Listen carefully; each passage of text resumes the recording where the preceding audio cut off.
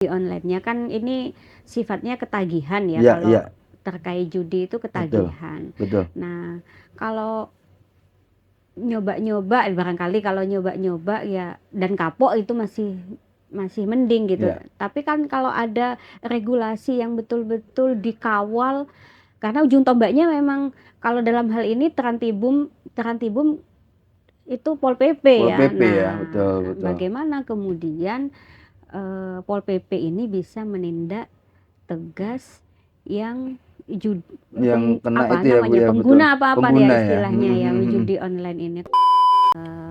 Personel Pol PP yang kurang juga, terus apa namanya, pengetahuannya yang juga harus di-upgrade Iya, iya, iya. ya, pengetahuan dari personil Mm-mm, ya harus dilatih, harus mm-mm, di-upgrade, mm-mm. sehingga kalau mereka mau menangani yang digital Iya, tapi pengetahuan digitalnya juga tidak di-upgrade iya, gitu kan juga susah iya, juga iya, iya, gitu, iya, iya. menjadi polisinya Mm-mm. digital Perda ini, itu loh ya gitu. polisinya perda ini ya.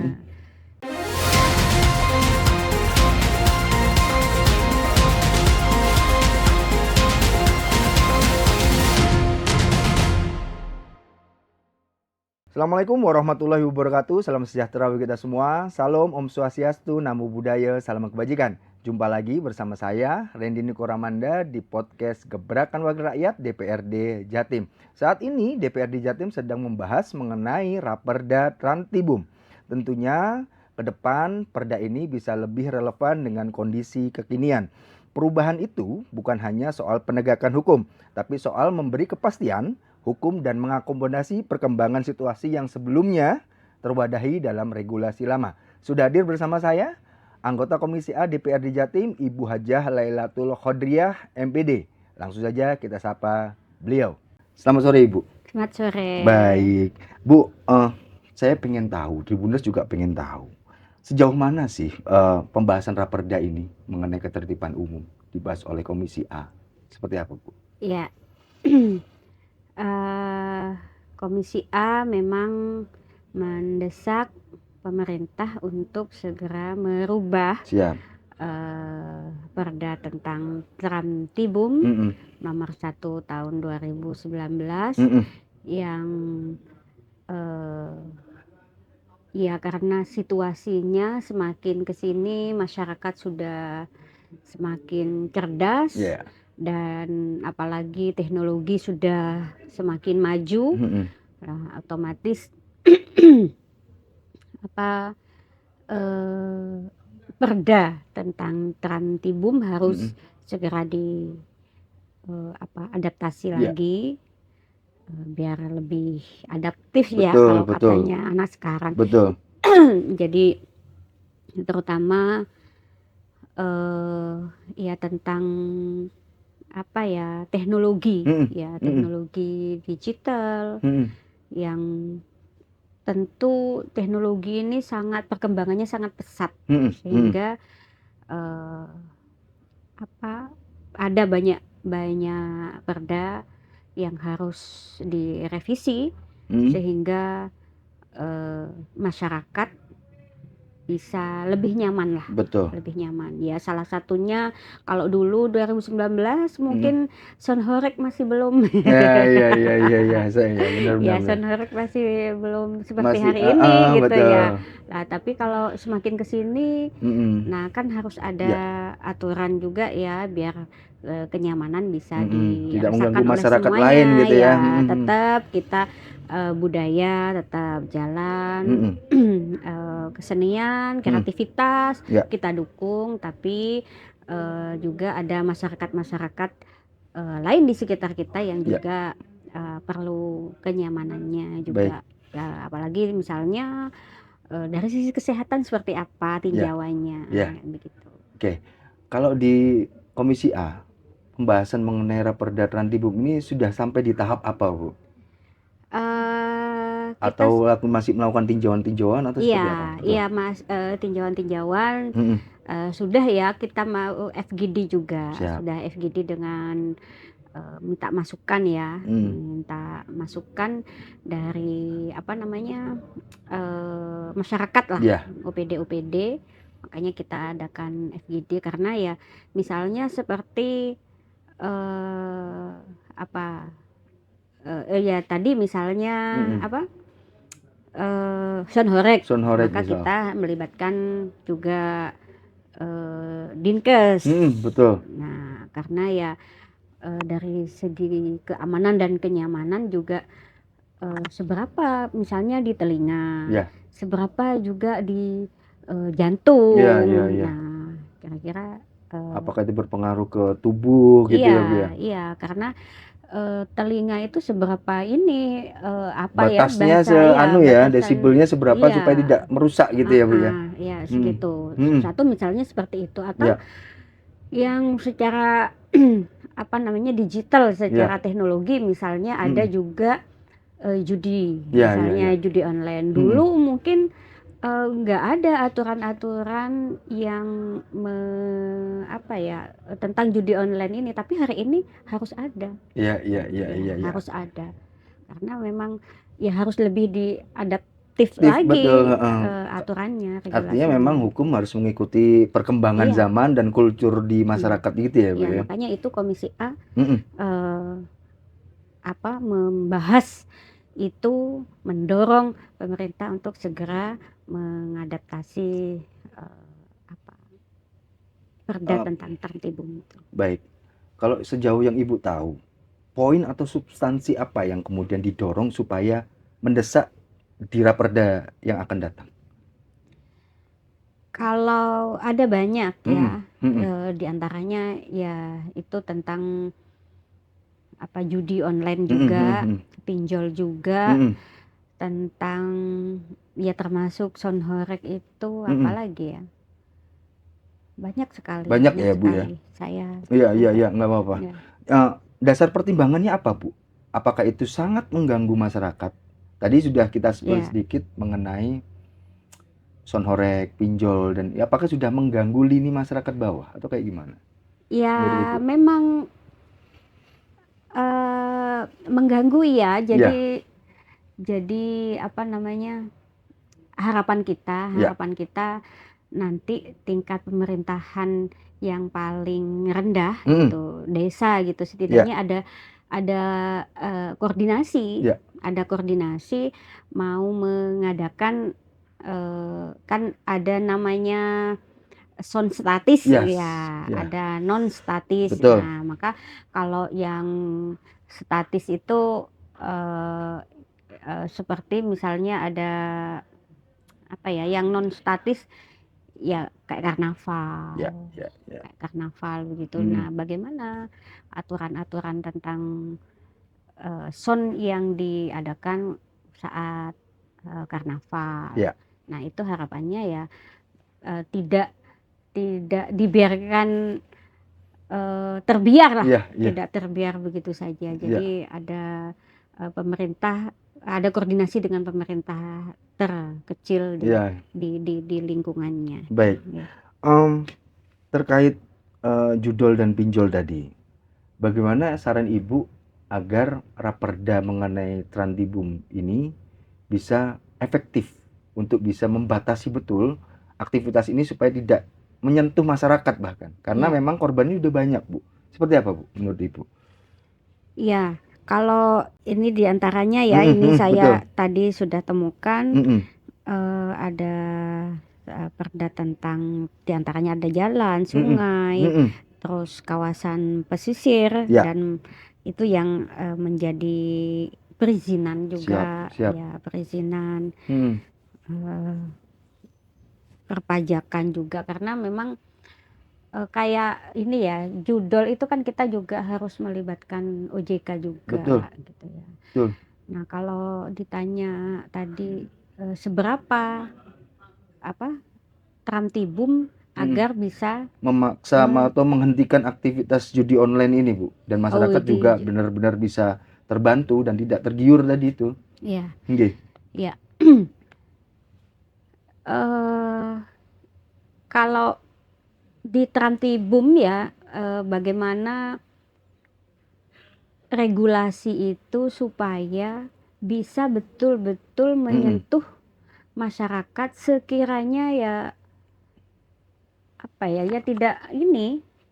tidak lagi mengulangi Betul. tidak lagi mengulangi Ya. judi online-nya kan ini sifatnya ketagihan ya, Ya, kalau ya. terkait judi itu ketagihan. Betul. Nah, kalau nyoba-nyoba barangkali kalau nyoba-nyoba ya dan kapok itu masih mending gitu. Ya. Tapi kan kalau ada regulasi yang betul-betul dikawal, karena ujung tombaknya memang kalau dalam hal ini Trantibum itu Pol PP Pol ya. PP Nah, ya, betul. bagaimana kemudian Pol PP ini bisa menindak tegas yang kena apa itu ya, Bu, namanya ya, pengguna betul. apa-apa ya Pengguna ya. istilahnya ya judi online ini, karena Hmm.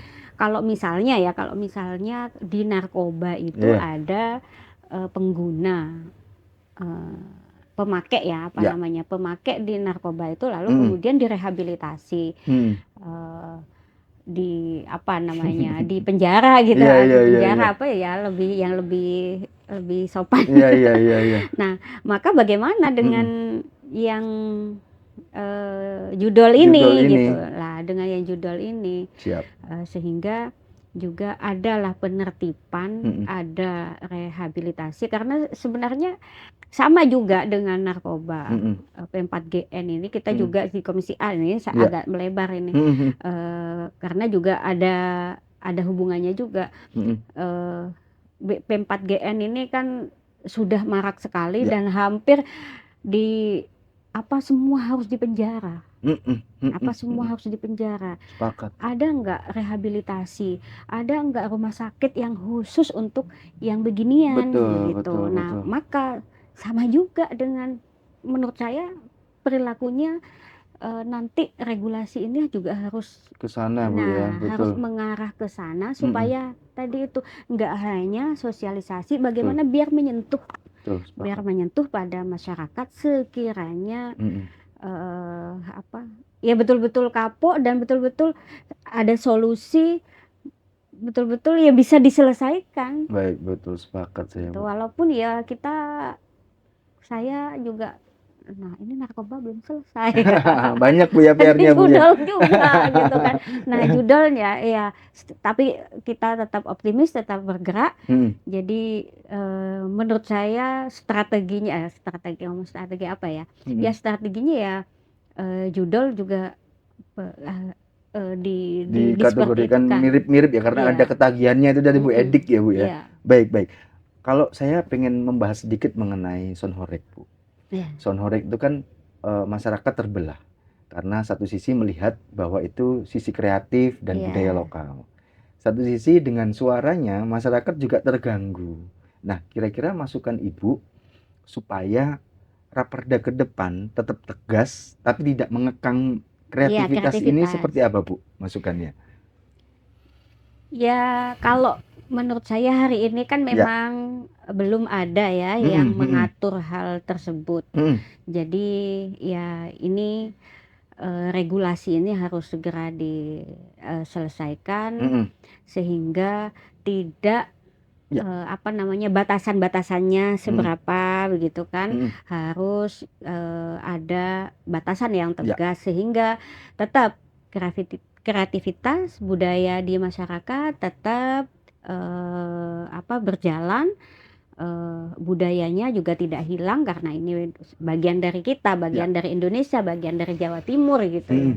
Nah, tapi ya yang kesehatan masyarakat, ketertiban umum itu tadi tetap harus di masyarakat ya harus dihargai juga. Nah, maka ya regulasi harus segera. Duduk di DPRD Jatim Komisi A tentunya kan bersentuhan langsung dengan OPD yang berkaitan dengan Raperda ini ya, Bu, ya. Mungkin mereka sudah curhat atau mengeluh. Tantangan terbesar mereka itu apa sih, Bu, sebenarnya ketika terjun ke lapangan untuk menerapkan aturan yang sudah ada? Tantangannya mungkin ada ormas yang menolak atau kayak gimana?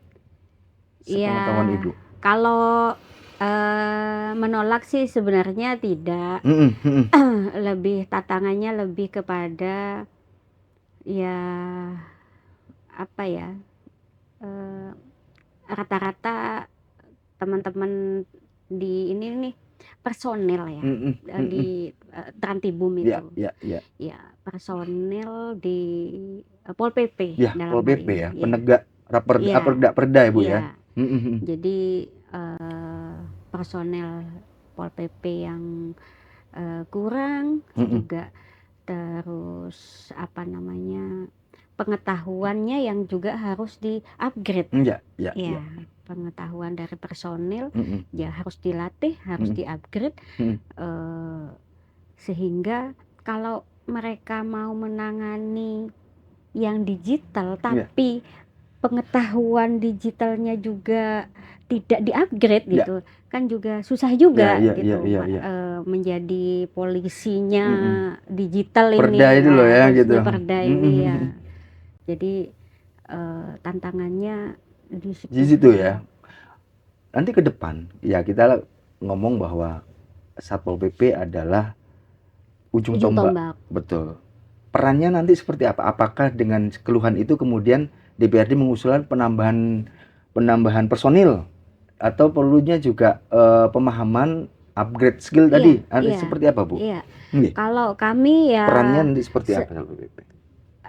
Kalau dibilang kurang, personilnya memang kurang. Siap. Memang kurang. Jadi memang ya harus kalau ada penambahan harus. Kemudian yang ada ini di-upgrade. Ya, pengetahuannya. Jadi ya yang kekinian lah. Ya, mengikuti zaman Bu ya. Mengikuti zaman. Artinya juga ketika dia turun untuk menegakkan perda itu dia paham aturan yang sudah. Satu paham aturan, dua yang hari ini yang banyak di ini adalah digital ya. Cerdas digital itu. Jadi si penegak hukumnya ini, si Pol PP-nya ini harus lebih cerdas lagi dari ini gitu. Jangan sampai jangan sampai malah tidak tahu gitu. Jangan sampai Pol PP-nya bisa dibujuki gitu ya. Dibujuki. Baik. Akhir-akhir ini kan saya mumpung inget Bu, akhir-akhir ini kan banyak peredaran pangan tercemar tuh.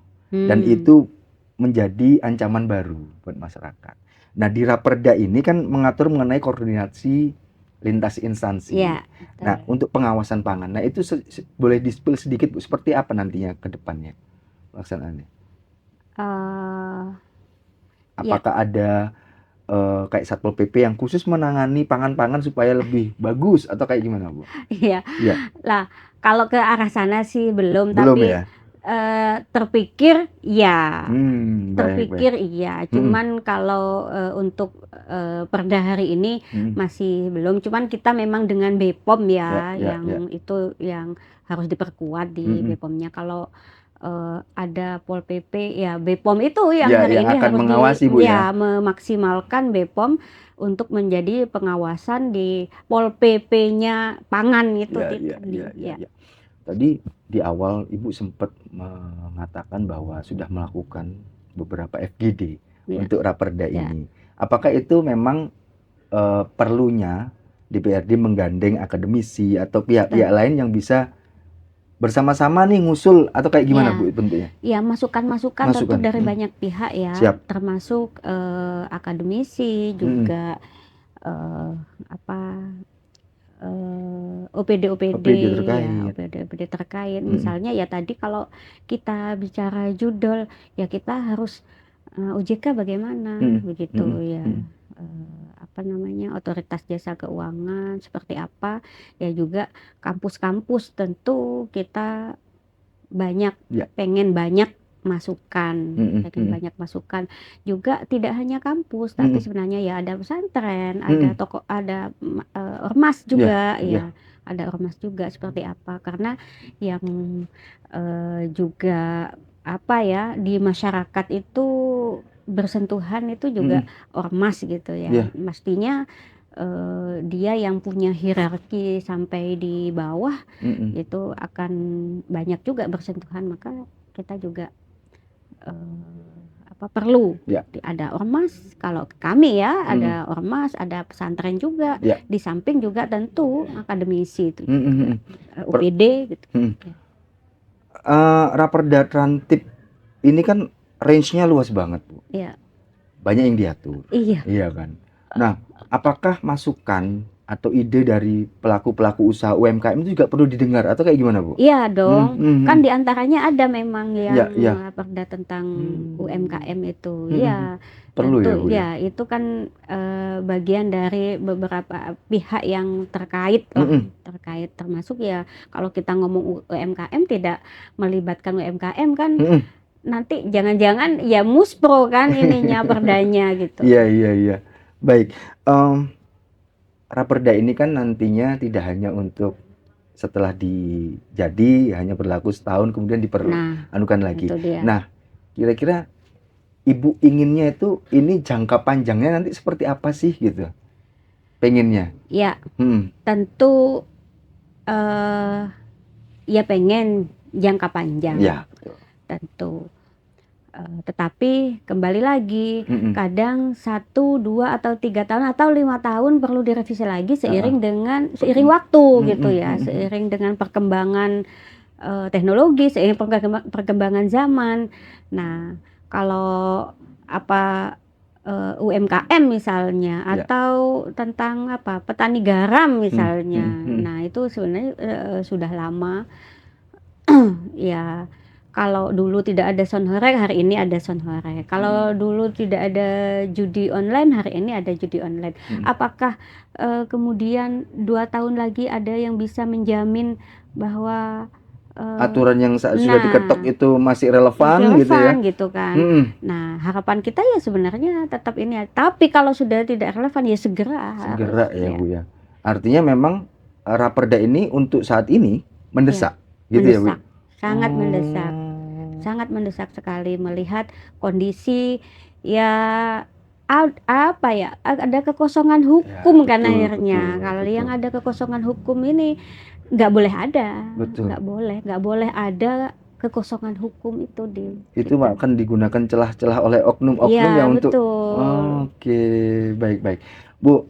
Terakhir sebelum saya bertanya atau closing statement ya Bu, saya ingin tahu komitmen dari Komisi ADPRD untuk benar-benar mengawal Raperda ini agar masyarakat atau bisa mengubah perilaku masyarakat. Ini seperti apa Bu caranya Bu? Supaya tegas, aturan hukum tegas saja udah atau kayak gimana nih? Iya. Kalau aturan hukum ya memang untuk kenyamanan masyarakat sebenarnya ya harus ditegakkan betul bersama-sama dengan masyarakat. Ya harus tegas gitu ya, harus tegas.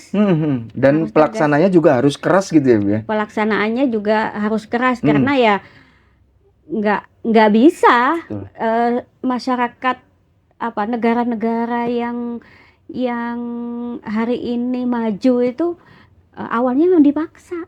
Dipaksa untuk mengikuti aturan hukum yang ada. Betul, gitu. Sepakat. Harus dipaksa. Baik Bu, saya ini closing statement, saya minta waktu Ibu 1 atau 2 menit. Tapi poinnya adalah pesan Ibu kepada masyarakat untuk mendukung kepentingan publik atau dukungan ini supaya Raperda ini bisa benar-benar membatasi hal yang tidak harus dilakukan oleh masyarakat. Monggo Bu. Raperda Trantibum ini semuanya diperuntukkan untuk masyarakat. Jadi kami juga menghimbau kepada masyarakat agar sama-sama tertib dalam melaksanakan ketertiban umum untuk kenyamanan semua masyarakat.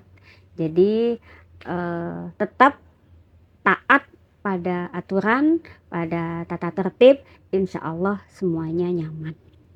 Baik, terima kasih Bu Lailatul Khodriyah. Ya. Baik Tribuners, itu tadi bincang santai saya bersama anggota Komisi A Ibu Hajah Lailatul Khodriyah MPD. Semoga bisa diambil hikmah dan manfaatnya. Sebelum saya pamit, saya ada pantun untuk Tribuners dimanapun Anda berada. Pergi ke pasar membeli sukun, jangan lupa membeli laksa.